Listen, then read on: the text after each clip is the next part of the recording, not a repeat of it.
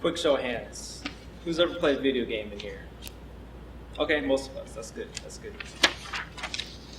You know, one thing about video games is that when we play a game for the first time, we're probably not the best at it. I know at least I wasn't.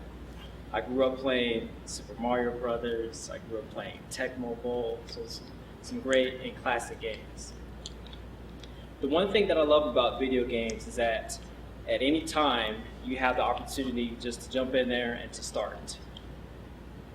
When you start, the nerves get kind of going in your body. You start to sweat a little bit as you get ready to face your opponent. So it could be somebody sitting next to you, it could be the computer that you're playing with, or in this day and age, it could be somebody on the other end of the world that you're playing on the internet. So I want to take a few moments to describe to you a little proposal that I have.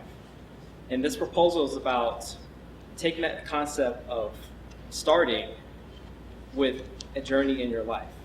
Now, I'll talk about my own personal journey in Toastmasters and how I've been doing this for the last year and how I just decided to start. So I pressed start on this Toastmasters journey.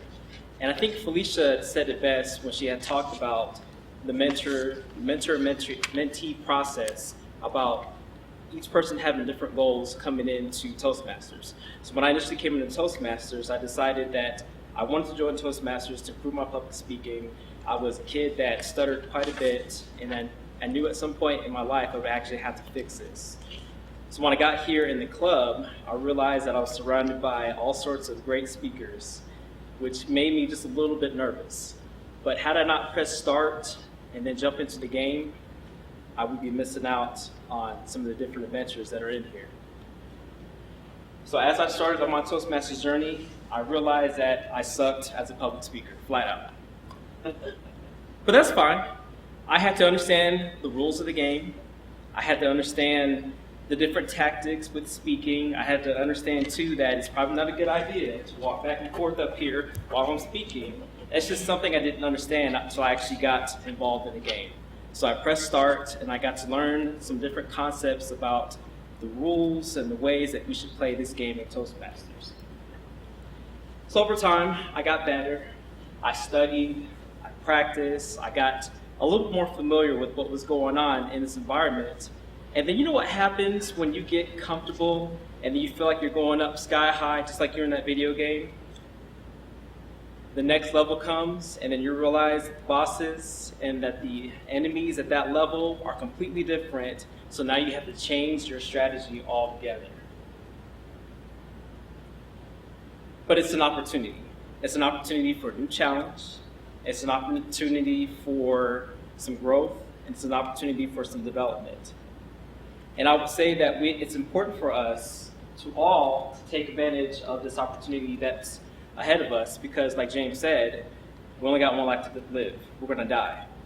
So we might as well take advantage of the opportunities ahead of us. So as I was in my Toastmasters journey, I had one obstacle that came up and almost stopped me from completely being where I'm at here today. So rewind last year, I was talking to my wife. I was telling her how excited I was being in Toastmasters. I had just jumped into a leadership position, and I was just starting to get my feet wet with how to operate in this club. And then she dropped something on me. She told me that she might change her shift to a Monday. My heart sank. I'm like, you can't do that. I'm just getting good at this. I'm starting to level up. What are you doing to me, babe? So I did the best thing that any man would do in this situation. I begged. I got on my knees. I'm like, baby, please, don't do this to me. You don't understand that I need this. I need this to grow. So after a little begging, after a little crying, she kind of saw things my way and decided not to change her shift. So that was a good thing for me.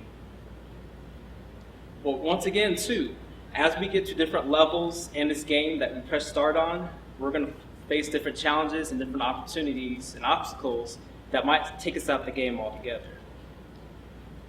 Now, one of the last things I want to share with you about this journey of mine, being in Toastmasters and doing the public speaking thing, I realized that it's important to pause.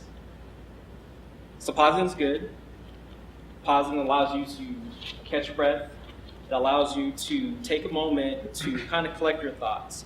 Now, if I'm in a game with my son and we're going at it pretty tough, we play this game called Rocket Beat.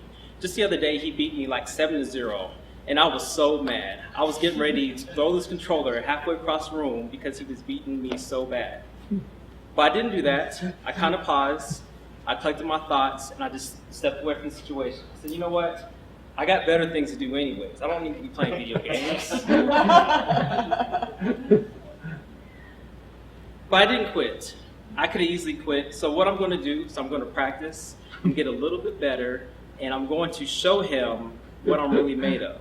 And that's the same approach that I've taken in this club with public speaking. I'm not going to be as good as some of these other people that have been speaking for quite some time. But I'm not going to give up. I'm going to learn, I'm going to grow, and I'm going to develop.